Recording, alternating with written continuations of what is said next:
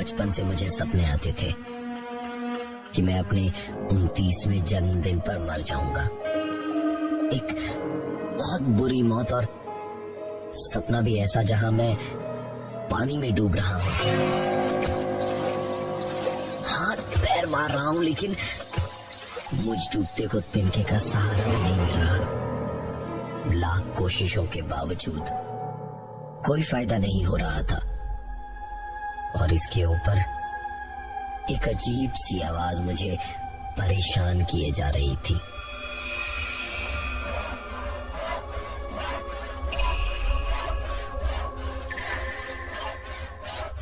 मेरी दिक्कत किसी को क्या बताता। समझ सके ऐसे माँ बाप की मौत हो चुकी थी, और इन दिक्कतों की वजह से मुझे पागल समझने वाली मेरी बीवी मुझे छोड़कर जा चुकी थी। मैं थक गया हूं बता बता के सबको। मैं पागल नहीं हूं, बीमार भी नहीं हूं, या शायद मैं सचमुच पागल ही हूं, क्योंकि वो आवाज जो मुझे परेशान करती है मुझे अभी भी सुनाई दे रही है। इस खाली कमरे में मुझे लग रहा है जैसे पानी भरा है, मेरा दम घुट रहा है। मैं पागल नहीं हूं, परेशान हूं। मैं मरना नहीं चाहता। कौन समझेगा मेरी बात? कौन मानेगा मेरी बात? मैं पागल नहीं हूं, मैं पागल नहीं हूं। सुबह हो गई है। रोज की तरह एक और दिन है जब मैं दुनिया के सामने और खुद के सामने खुद को सही साबित कर पाऊंगा। मेरी वजह से आसपास के लोगों को दिक्कत होती थी, इसलिए मैंने यहां इस सुनसान मैदान में कब्रिस्तान के पास अपने लिए ये घर बनाया। घर में एक भी नल नहीं है। सारे नल मैंने निकलवा दिए हैं, लेकिन फिर भी पानी की आवाज न जाने कहां से आती है। पूरे घर में कहीं पर भी लकड़ी का कोई सामान नहीं है, सब कुछ लोहे का है। फिर भी ये आवाज कहां से आती रहती है?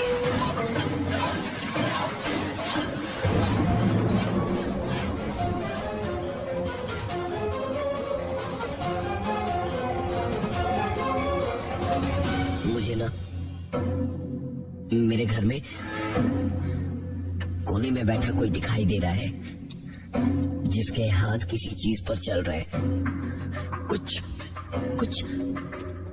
काट रहा है। ये लगता है ये शायद मेरा घर नहीं है, क्योंकि मेरे घर में तो सब कुछ लोहे का है ना। मैं घर जाऊंगा, पर कैसे? मेरा घर कहाँ है? यही मेरा घर है या कोई और? मुझे कुछ समझ नहीं आ रहा। मैं पागल में जा रहा हूँ।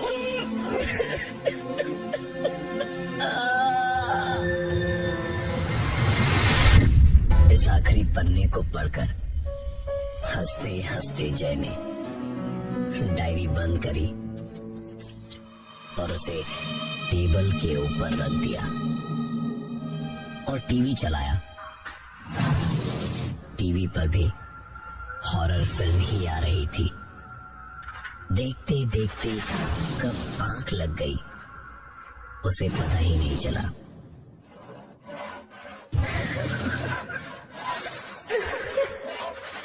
नींद में ही जय को कुछ आवाजें आने लगी, जिन्होंने धीरे धीरे उसकी नींद तोड़ दी।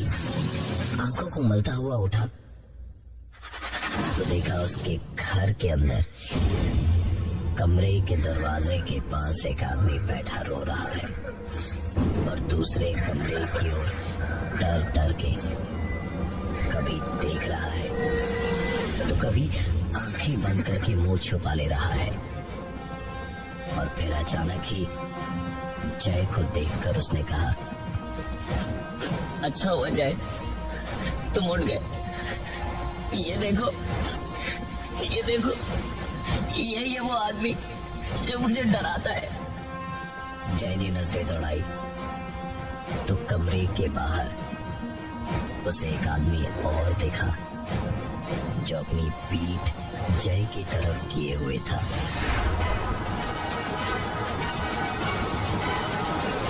रोते हुए उस आदमी ने जय को उस आदमी की तरफ इशारा करते हुए कहा, जय यही वो आवाज है जो मेरी डायरी में पड़ी थी तुमने अभी। बहुत परेशान करती है मुझे, बहुत परेशान करती है। इतना कहते कहते वो आदमी फूट फूट के रोने लगा और रोते रोते ही उसने कहा,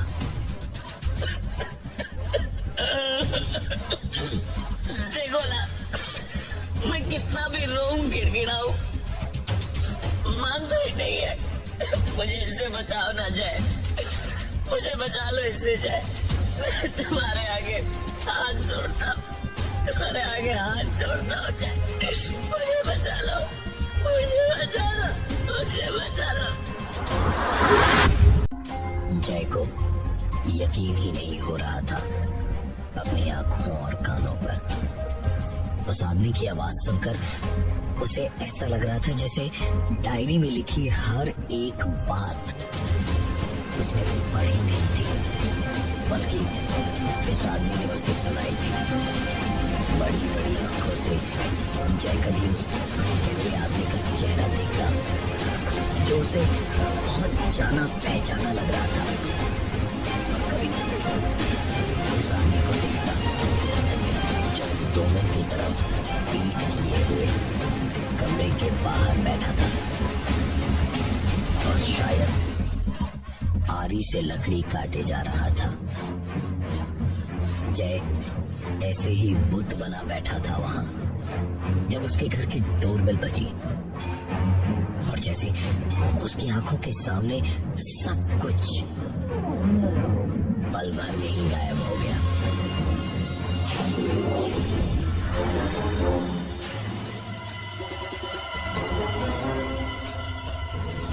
जय ने आधी बेहोशी में जाके दरवाजा खोला। दूध वाले ने दूध दिया और वापस दरवाजा बंद करके जैसे ही टेबल पे दूध का बर्तन रखा तो जय को ख्याल आया कि कल ही तो आया हूं मैं यहाँ, दूध वाला कहां से आया। सब कुछ जय की समझ से परे था। उसने सोचा कि जॉगिंग पे चला जाए, कपड़े बदल के जूते पहने, और इस बार दरवाजा खोलकर बाहर निकला तो देखा घड़ी में रात के 2:56 बज रहे थे। जय ये सपना देख के बिल्कुल हांफता हुआ नींद से जागा।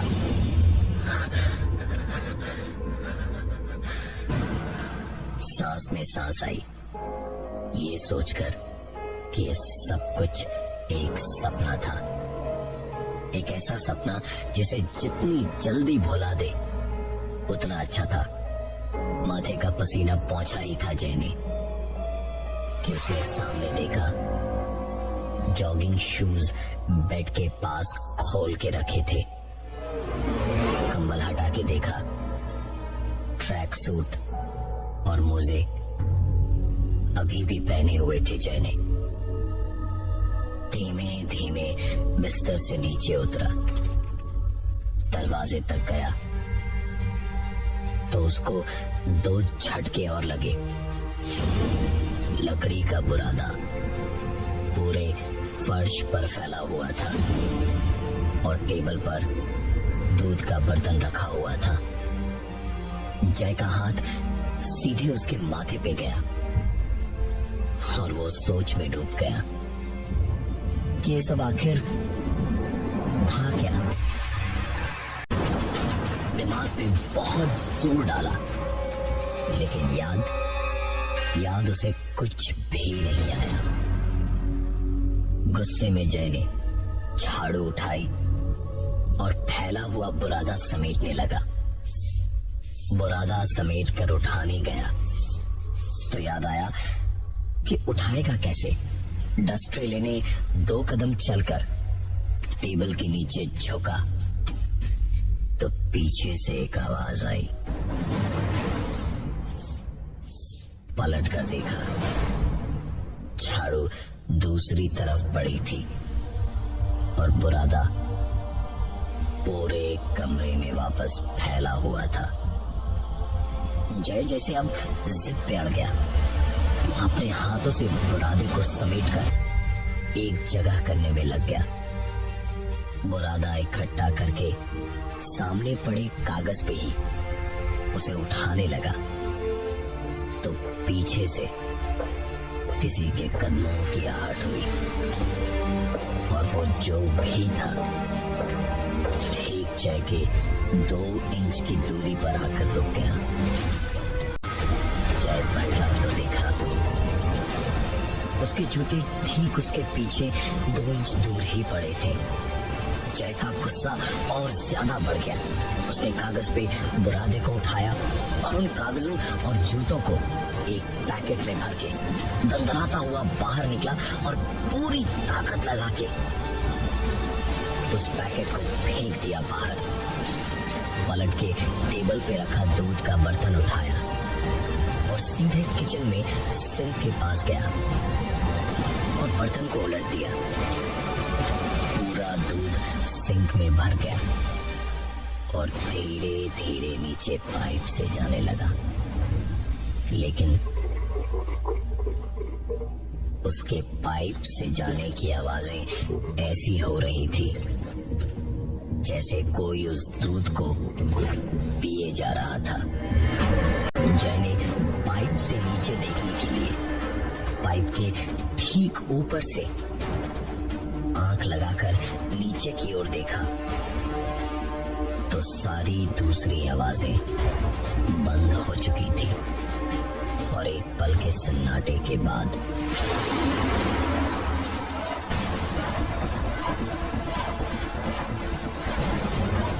जय की गर्दन जैसे किसी ने पकड़ के सिंक से चिपका दी थी। वो छूटने की कोशिश कितनी भी कर रहा था, लेकिन कोई फायदा नहीं हो रहा था। वो आवाजें तेज होती जा रही थी और जय के कानों के पास आती जा रही थी और थोड़ी ही देर में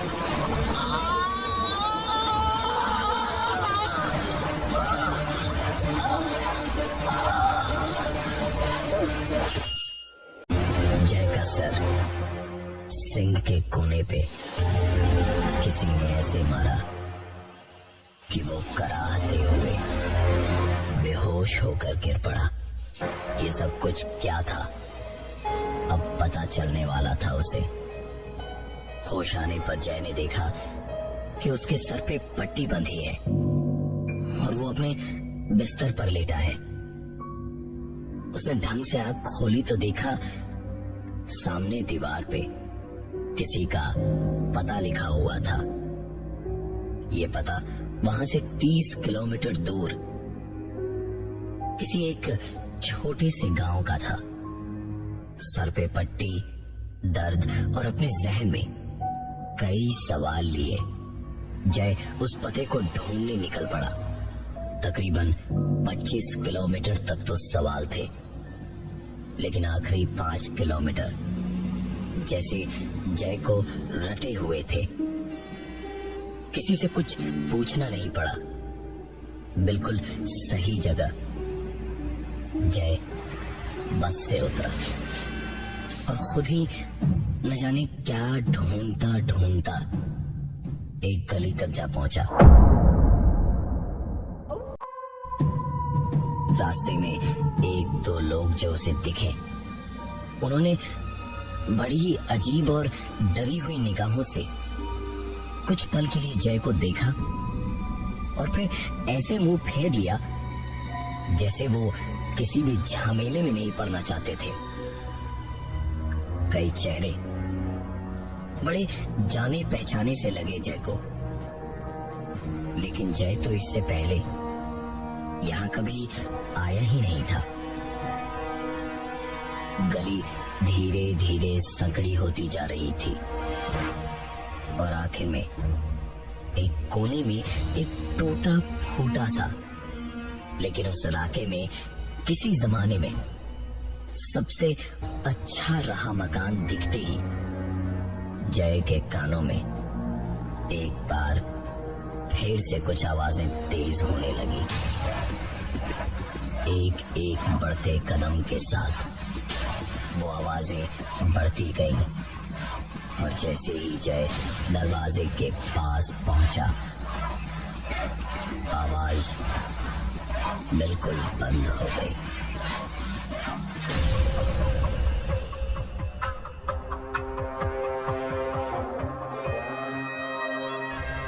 दरवाजे पे हाथ रखे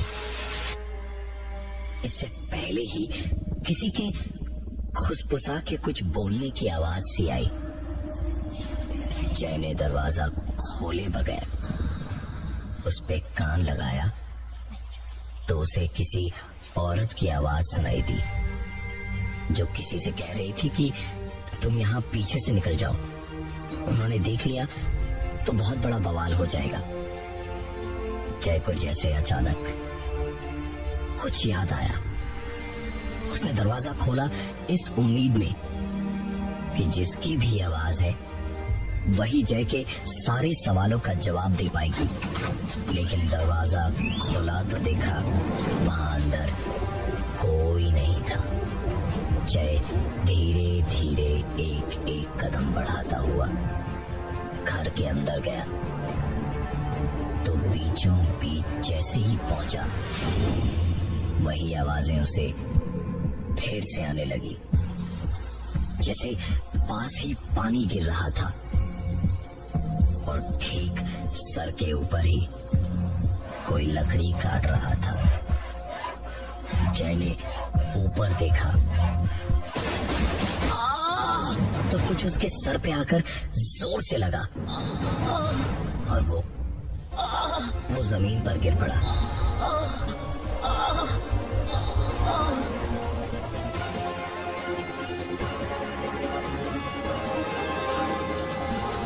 आंखें बंद होती गई और उसे यही कमरा साफ साफ दिखाई देने लगा, लेकिन सजा धजा नया सा, लेकिन माहौल अजीब सा है। उसने देखा कि एक औरत और आदमी सर झुकाए खड़े हैं और जय उन पर चिल्ला रहा है। मुझे सब कुछ पता चल गया है कि तुम क्या कर रही थी इस आदमी के साथ। इतने दिनों से मेरे पीठ पीछे क्या चल रहा था मुझे सब कुछ मालूम चल गया है। वो औरत हाथ जोड़कर माफी मांग रही है पर जय कुछ भी सुनने को तैयार नहीं है। और अचानक ही जय ने गुस्से में अपनी बीवी के सर पर एक सरिया निकालकर मारना शुरू कर दिया।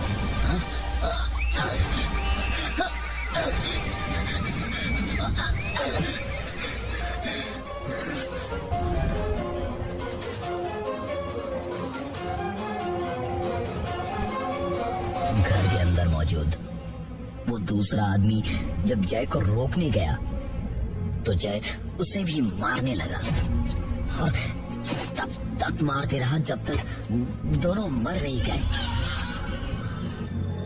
फिर घर के सारे नल चलाकर पानी पानी करके फैले हुए खून को उसने साफ किया। दोनों की लाशों को पॉलिथीन में लपेटकर बोरे में भरा और सीधे गाड़ी में लेकर अपने इस घर से तकरीबन 30 किलोमीटर दूर उस कब्रिस्तान के पास एक मैदान में दफना दिया जहां आज जय का घर था। जय ने आगे देखा कि उन दोनों को मारने के बाद उसने पुलिस केस और समाज में शर्मिंदगी से बचने के लिए खुद को भी मौत के घाट उतार दिया। ये सब कुछ देखते देखते ही जय को होश आया। दरअसल इस घर में आने के बाद चोट लगने से जो कुछ भी उसने देखा वो जय के पिछले जन्म का सच था।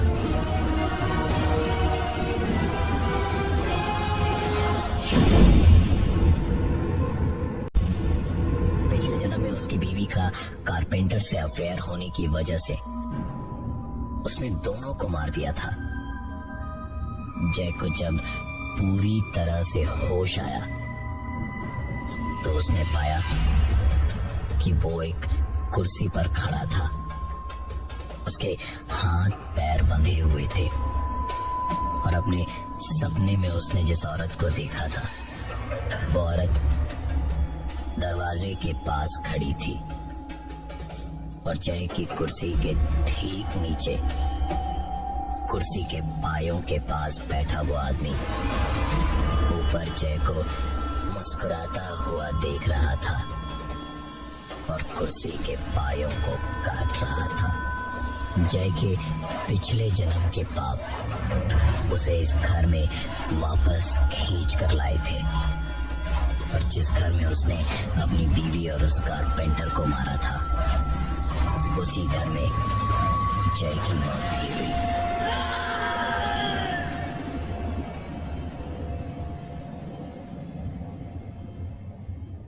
कहते हैं पापों की सजा जरूर मिलती है, या तो इस जन्म में या अगले जन्म में।